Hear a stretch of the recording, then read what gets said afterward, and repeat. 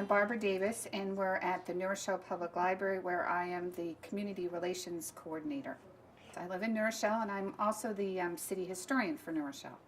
Frequently asked if I had one word to define New Rochelle, what would that be? Now, most people would say diverse, because we have a very diverse population. We have diverse topography, diverse housing stock, and a diversity of retail in New Rochelle. I prefer the word spirited. I find New Rochellians to have a lot of spunk, no pretension. We have this urban, bustling area, but not far there are nature preserves. There's wonderful residential neighborhoods that some date back to the late 1800s, so there's a great deal of character. And you also have, on the very farthest northern part of New Rochelle, it's primarily post-World War II construction. There were farms there up until right after World War II. It's interesting because there's a great number of people who use New Rochelle as a bedroom suburb. They live in apartments or they live in their homes.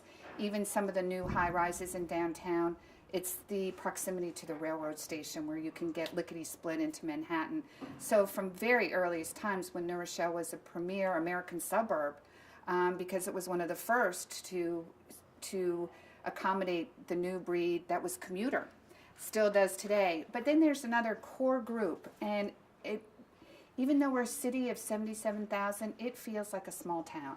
For a history buff, every neighborhood, every corner has a story, and I can just ride a bike, I can take a walk, and I can see these wonderful things that remind me of New Rochelle's past. Because we were so close to Manhattan, New Rochelle attracted a great number of prominent individuals. This is where Mighty Mouse was born. This is where Elia Kazan grew up. This is where Norman Rockwell painted. This is where Howdy Doody was broadcast coast to coast. This is where Carrie Chapman Catt had teas for women for peace and disarmament. Every neighborhood, it just has these great, terrific stories.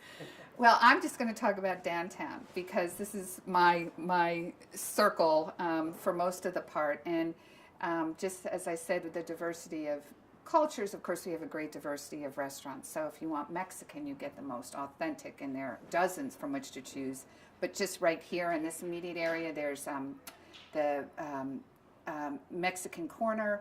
There's Little Mexican Cafe, Las Horadoras. If you want Indian, Coromandel. Wonderful Peruvian, just 2 doors down, Cholos.